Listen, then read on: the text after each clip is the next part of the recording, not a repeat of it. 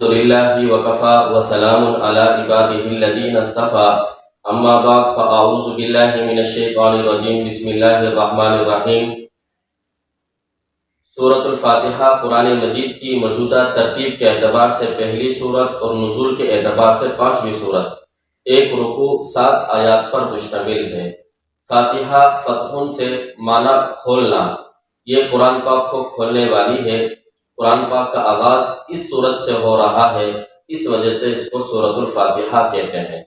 اور ایک خصوصیت اس کی یہ ہے کہ یہ قرآن پاک کا متن ہے، پورا قرآن اس کی شرح ہے، اسی وجہ سے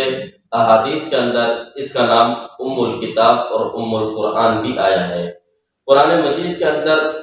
جو 6 مضامین تفصیل کے ساتھ بیان کیے گئے ہیں، اللہ تعالیٰ نے اجمالی طور پر ان 6 مضامین کو اس سورت کے اندر بیان کیا۔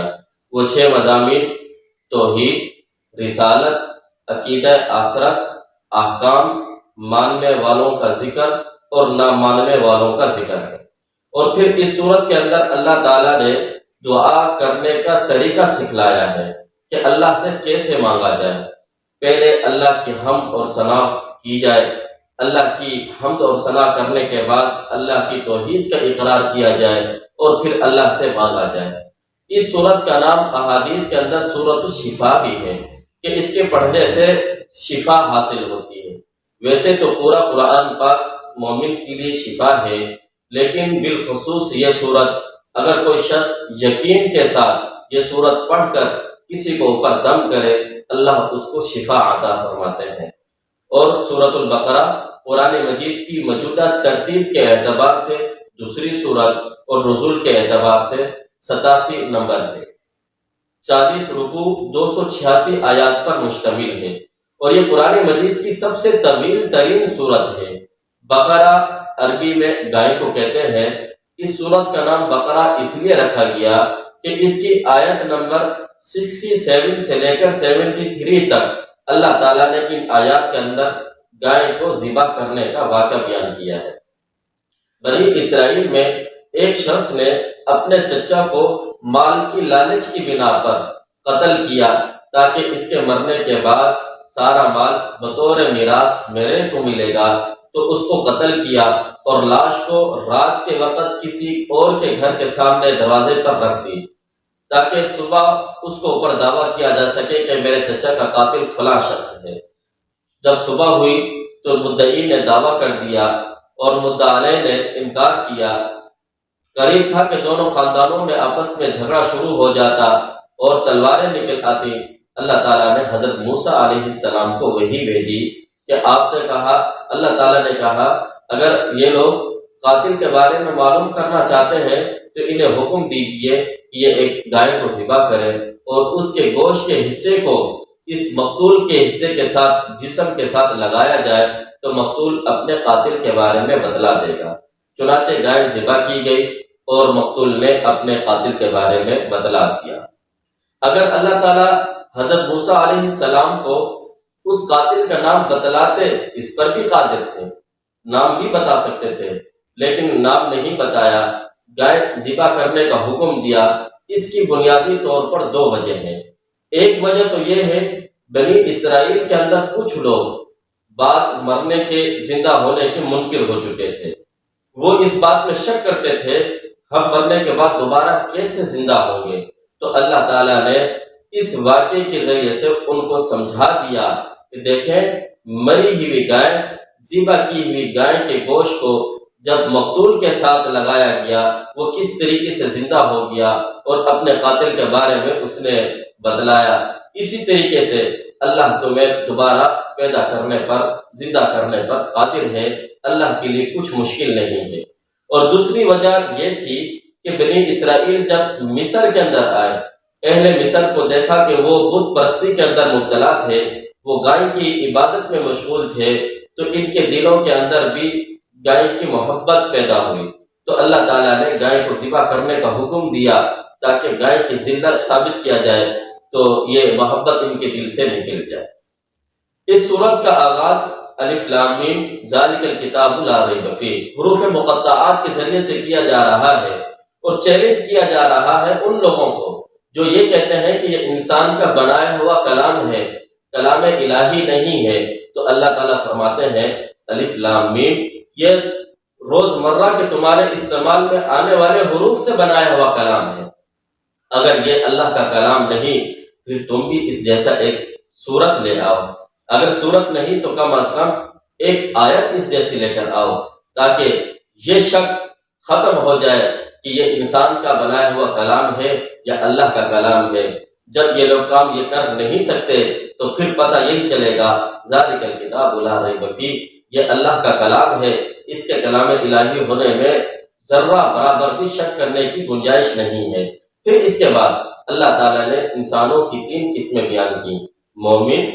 کافر، منافق۔ مومن کی 5 نشانیاں بیان کی، ایمان بالغیب یعنی اللہ اور اس کے رسول کے بتائی ہوئی باتوں پر ایمان لانا، دیکھا نہیں ہے فرشتوں کو ایمان لے آئے، جنت دوزخ کو دیکھا نہیں اللہ اور اس کے رسول کے کہنے پر ایمان لے آئے، اسے ایمان بالغیب کہا جاتا ہے۔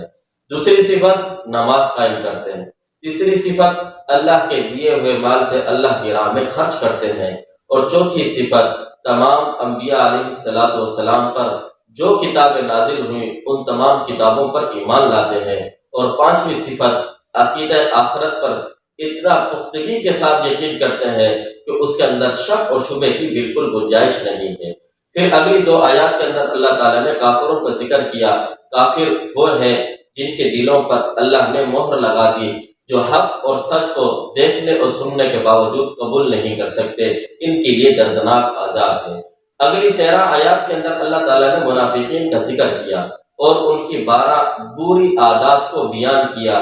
جھوٹ، دھوکہ، قلبی بیماریاں، حسد، کینہ، بغض، عداوت،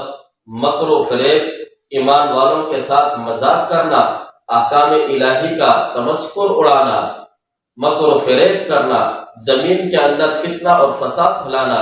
سفاہت، ضلالت، جہالت، یہ ان کی برائیاں ہیں۔ پھر اس کے بعد اللہ تعالیٰ نے حضرت آدم علیہ السلام اور حضرت حوا علیہ السلام کا واقعہ بیان کیا، شیطان لعین کے ساتھ جو پیش آیا، اور اس واقعے کے اندر اللہ تعالیٰ نے حضرت آدم علیہ السلام کی عظمت کو، ان کی شان کو بیان کیا ہے کہ انہیں عرضی خلافت عطا فرمائی اور انہیں مسجود ملائکہ بنایا گیا اور انہیں ایسا علم عطا کیا جو فرشتوں کو بھی نہیں دیا گیا۔ یا بنی اسرائیل اذکروا، یہاں سے اللہ تعالیٰ نے تقریباً آگے 10 رکوع کے اندر بنی اسرائیل کے واقعات کو بڑی تفصیل کے ساتھ بیان کیا گیا۔ پہلے اللہ تعالیٰ نے ان چیزوں کو بیان کیا جو اللہ نے بنی اسرائیل پر نعمتیں کی،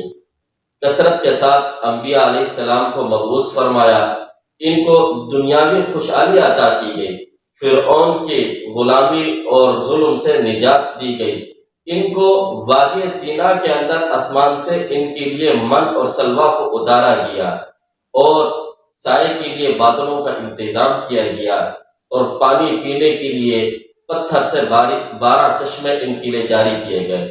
اب اتنے سارے انعامات ہونے پر تو ان کو اللہ کا شکر ادا کرنا چاہیے تھا، لیکن انہوں نے اللہ کا شکر نہیں کیا، کفران نعمت کی، اللہ کی ناشکری کی، انہوں نے حق کو چھپایا، نبی پاک صلی اللہ علیہ وسلم کی نبوت کا انکار کیا، انبیاء کو قتل کیا، حق کو چھپایا، عہد شکنی کی،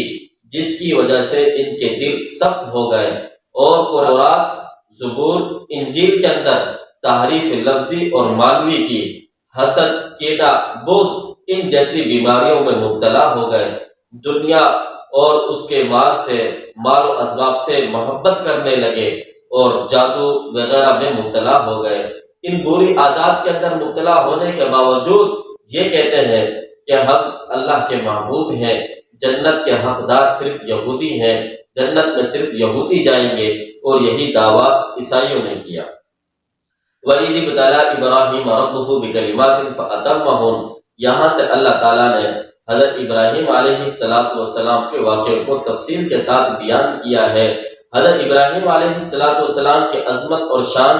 یہود اور نصارہ کے ہاں بھی مسلم تھی۔ بتلایا جا رہا ہے کہ حضرت ابراہیم علیہ السلام کو اللہ تعالیٰ نے مختلف امتحانوں میں، ان کو آزمائشوں میں مبتلا کیا، وہ ثابت قدم رہے، ثابت قدم رہنے کی برکت سے اللہ نے ان کی تمام دعاؤں کو قبول کیا، مکہ کو امن والا بنایا، وہاں کے رہنے والوں کو پھلوں کا رزق میسر ہوا، اور بالخصوص ان کی دعا ربنا وابعث فیہم رسولا منہم یتلو علیہم آیاتک، قریش کے اندر اللہ تعالیٰ نے نبی اکرم صلی اللہ علیہ وسلم کو پیدا فرمایا، اور پھر دعوت دی جا رہی ہے۔ اگر تم اپنی نسبت حضرت ابراہیم علیہ السلام کی طرف کرتے ہو، یہود اور عیسائی اپنی نسبت حضرت ابراہیم علیہ السلام کی طرف کرتے تھے اور اس پر فخر محسوس کرتے تھے، تو اللہ تعالیٰ فرماتے ہیں حضرت محمد رسول اللہ صلی اللہ علیہ وسلم بھی تو دین ابراہیمی کی دعوت دینے والے ہیں۔ اگر تم ہدایت حاصل کرنا چاہتے ہو فَإِنْ آمَنُوا بِمِثْلِ مَا آمَنْتُمْ بِهِ، تو پھر تم صحابہ جیسا ایمان لانا پڑے گا۔ پھر دین ابراہیمی کی اتباع تو حقیقت میں محمد رسول اللہ صلی اللہ علیہ وسلم کی دین کی اتباع ہے۔ اگر کوئی شخص اس سے اعراض کرتا ہے، اللہ فرماتے ہیں وہ شخص احمق ہے، شقی ہے، وہ اپنی خواہشات کی اتباع کرنے والا ہے۔ اللہ تعالی ہمیں صحابہ جیسا ایمان عطا فرمائے، یہود منافقین کی بری عادات سے ہماری حفاظت فرمائے۔ وآخر دعوانا ان الحمد للہ رب العالمین۔